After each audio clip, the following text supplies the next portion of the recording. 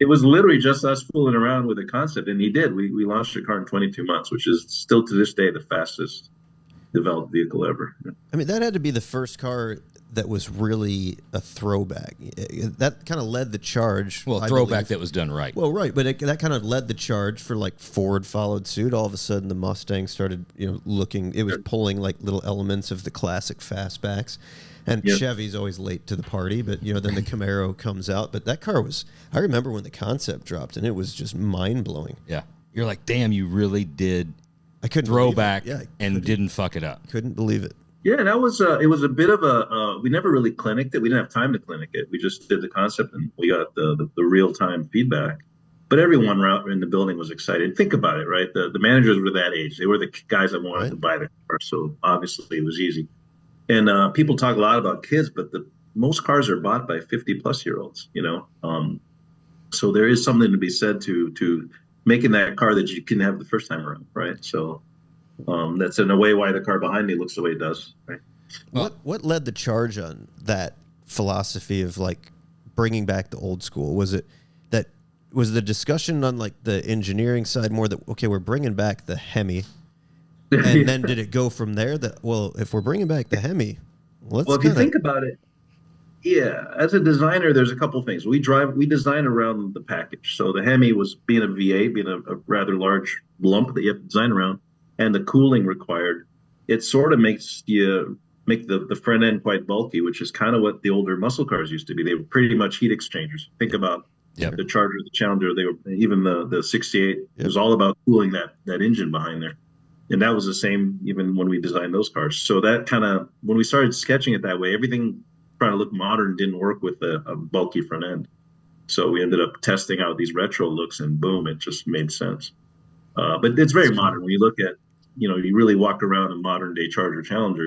It reminds you of the old, but doesn't Right. look old. What is one of your biggest pet peeves design-wise across the board, whether it be some of your designers, or other car manufacturers of things that you're just like, they keep doing that with the B post. Why do they keep doing that with the B post, or something like that? It's not so much a detail; it's more over designed. And I'm probably going to get a lot of hate for this, but the C8 Corvette is probably the best example. Right, here's a car that is probably mechanically the most outstanding machine General Motors have ever made. Just a masterpiece of engineering. Even proportionally, it's not horrible, but it's overstyled. What's And, I wrong mean that- with 100 facets and angles? If 90 Exactly. facets and angles are I agree. There's with more you. room to put wings and spoilers on those wings with a And I spoiler don't on want to that wing. criticize them. I never criticize other auto. I hate doing that, but I look at that car, and the E-Ray is the only one I could look at. It's the simplest of all of them. It's cleanest. I'm a big fan of 911s for that reason. I hate the RS GT3 RS, the new one. It's overdone, right? Whereas the normal, like I have a Touring, I own a Porsche, and I love the Touring because it has no wings. It's kind of clean. So I'm a believer in let a little paper show through as you design. Let it be clean, and that way the consumer sees what they want to see in the vehicle. If you overstyle it, there's no room for imagination. It is that, and it assaults you with theme after theme and idea after idea. So I really hate to see overstyled vehicles. Dude, I love that. I love that. That hits the nail on the head. That car, that car, like you say, is a mechanical masterpiece. I would probably buy one, and there's always something that keeps you from not doing it. you can take those things off though. And it's just that it's you see it, and at first glance in the rearview mirror, you're like, is that a 488? It looks Ferrari-esque in the rearview mirror from afar. Yeah.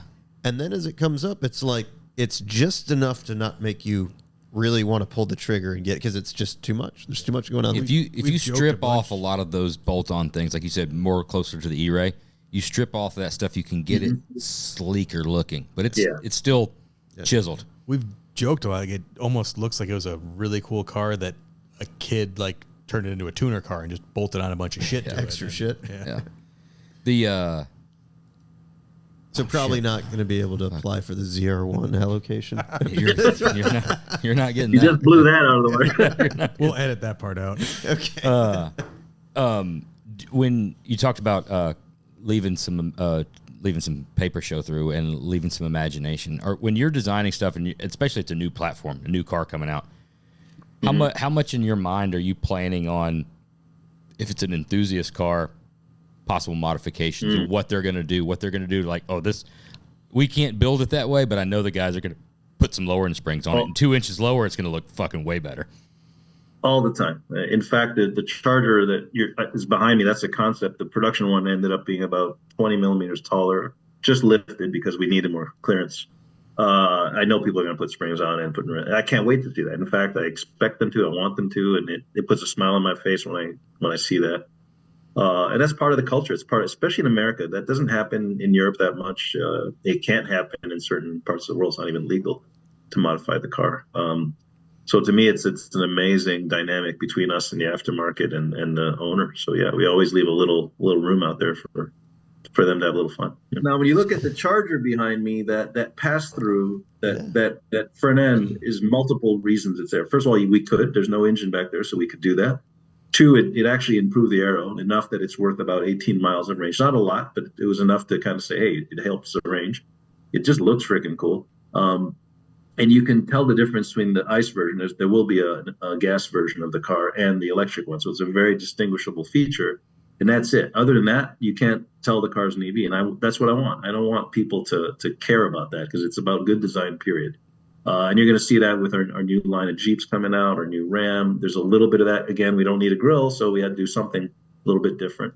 But you're going to see today we still have what we call multi-energy platforms. So some of them have to have ICEs, and eventually, maybe 5 years from now, we won't have any more of that. I don't know. Who knows? Or we'll have smaller engines with generators, whatever it is.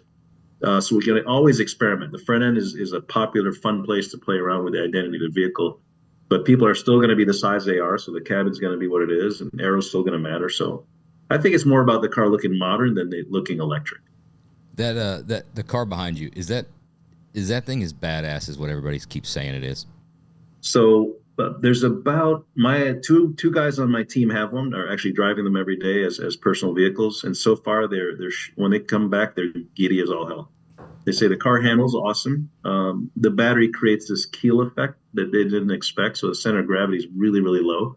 So even though it's a lot heavier than its gas counterpart, the handling is insane. The only way to find out for real is Roadster Shop probably needs to get a test meal, right?